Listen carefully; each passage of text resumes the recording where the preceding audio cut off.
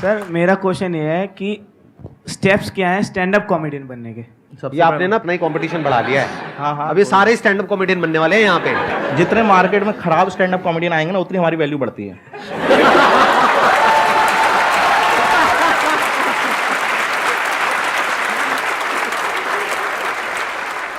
वो एक मीम है ना, गजब बेइज्जती है। अगर मैं आपके कंपटीशन में स्टैंड अप कॉमेडी में आना चाहूँ हाँ तो आप क्या कहना चाहेंगे? सर आइए सर, और ये हमें मज़ा आएगा क्योंकि मुझे पता है स्टैंड अप कॉमेडी की रियलिटी और सबसे अच्छा मज़ा पता है। तो लोग मेरे जोक्स पे हंसेंगे, मुझ पे हंसेंगे अगर मैं आ गया तो? मैं बता रहा हूँ सबसे अच्छा है कि स्टैंड अप कॉमेडियन को मज़ा कब आता है, जब दूसरा स्टैंड अप कॉमेडियन खराब करता है। भाई क्या हंसी आती है, उसके चेहरे पे मौत फैली हुई है कि कोई हंस नहीं रहा और हमें लगा रहा है ये देखो अब आएगा मजा। और इतने खुश, मतलब कोई कॉमेडियन अगर उसको हम लोग बॉम्ब होना कहते हैं, अगर उसके जोक्स नहीं चल रहा है तो कोई बंदा बॉम्ब हो रहा है ना तो उससे ज़्यादा मज़ा कहीं नहीं है।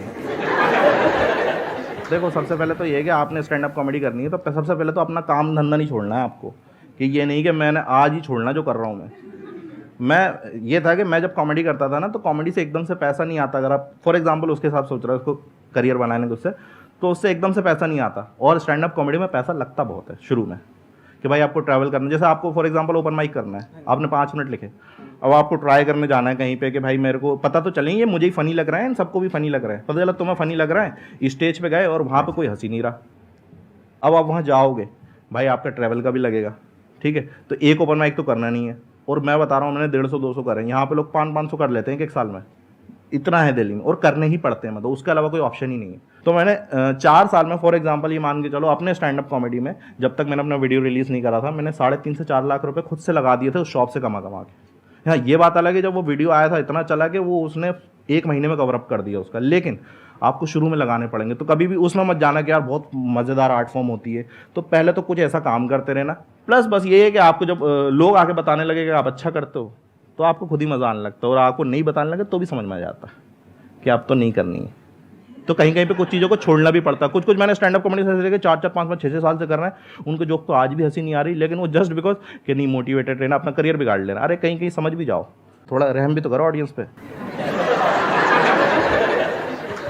मेरे से एक बंदा बहुत पूछता था कि भाई कॉमेडी करनी, मैं उसको समझा रहा हूँ और वो समझ ही नहीं रहा। मैं कह रहा हूँ ऐसा ऐसा कर ले, कह रहे ये तो पता है मेरे को, आप तो ये बताओ। फिर दूसरा ये तो पता, और वो 6-3 महीना उसको ऐसा समझाया ना कि वो कॉमेडी छोड़ के केक बनाता है आजकल।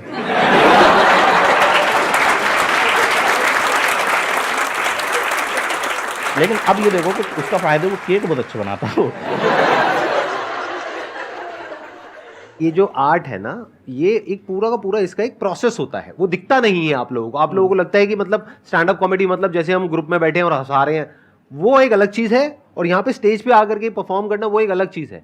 उसमें पूरा एक बिल्डअप होता है कि पहले क्यूरोसिटी क्रिएट करनी होती है, फिर एकदम से वो लैंड करता है जो अनएक्सपेक्टेड होता है, तब हंसी आती है। हाँ, तो इसको आप सीख भी सकते हो। जो वर्ल्ड के बेस्ट स्टैंड अप कॉमेडियंस हैं उन लोगों से, उनकी बुक्स मिलेंगी आपको। मैंने तो पढ़ी थी एक बुक, जैसे नाम ले सकते हैं बुक का क्या? हाँ हाँ प्लीज प्लीज। हाँ, एक कॉमेडी बाइबल करके जूडी कार्टर की, तो वो बुक पढ़ी थी मैंने, शुरू में ही ले ली थी। मेरे को ये था कि मैं वो था ना, मैं भोपाल से हूँ, तो मैं खराब कर रहा हूँ तो मुझे जिनसे पूछना मुझसे भी खराब कर रहा है। तो मैंने कहा बुक ही खरीद लो, क्योंकि अब दिल्ली में तो बड़े बड़े कॉमेडी साथ में मिल जाएंगे आपको। लाइक वो जो बंदा 10 साल से कर रहा है वो भी बगल में बैठा है, सेम लाइनअप में आपके, वो परफॉर्म करने वाला फिर आप करने वाला। वहाँ ऐसा था ही नहीं, तो मैंने बुक खरीदी। तो मेरे जो शुरू के सवाल थे ना, बहुत होते हैं स्टैंड अप कॉमेडी, उनको लगता है यार फट से मिल जाए चीज़, क्योंकि है इतनी वो अट्रैक्टिंग इतनी है कि भाई फट से मिल जाए, तो उनके सवाल इतने होते हैं। तो मैंने जब वो बुक पढ़ी ना, मेरे बहुत से मन के सवाल तो वहीं सॉल्व हो गए थे। और एक टाइम के बाद बुक छोड़नी भी पड़ती है कि नहीं, बुक जैसे संदीप सर बोलते हैं ना, मेरे वीडियो देखो और एक टाइम के बाद छोड़ भी दो।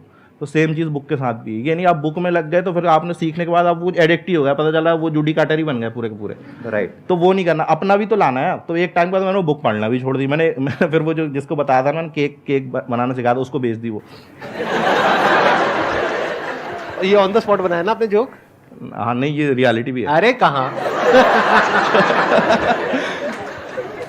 नहीं यार, वो क्या होता है कि आप करते रहो ना तो ऑन द स्पॉट बहुत सी चीज़ें बन जाती हैं, तो मज़ा भी आता है कई बार करते करते। ऑन द स्पॉट में एक अलग फ्लेवर आता है, लेकिन वो ये वो करते करते आ जाएगा आपको।